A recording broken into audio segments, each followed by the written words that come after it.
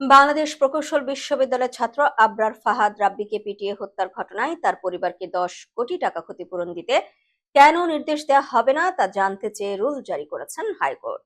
মঙ্গলবার শাহিন আলম নামের এক আইনজীবীর করা রিটের প্রাথমিক শুনানি শেষে বিচারপতি A.K.M. আসাদুজ্জামান ও বিচারপতি মোহাম্মদ মাহবুবুল ইসলামের হাইকোর্ট বেঞ্চ এ রুল সহ আদেশ দেন। আদালতে রাষ্ট্রপক্ষে ছিলেন deputy attorney general Redwan Ahmed Ranjib ও সহকারী অ্যাটর্নি জেনারেল মুজাহিদুল ইসলাম শাহিন।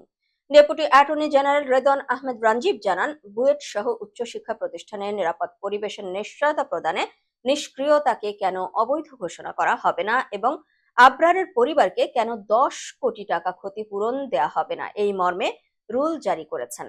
আর মন্ত্রিপরিষদ বিভাগকে একটি ইনকোয়ারি কমিশন গঠনের নির্দেশনা দিয়েছেন যে আবরারের ঘটনার সময় এই চর্চার যে হয়েছে সেখানে কার কার ব্যর্থতা ছিল, ওই সময় নিরাপত্তা নিশ্চিতে যে ব্যর্থ হয়েছে সেগুলো দেখার জন্য কমিশন গঠনের নির্দেশনা দিয়েছেন বলে জানান রেদওয়ান আহমেদ রাঞ্জিব।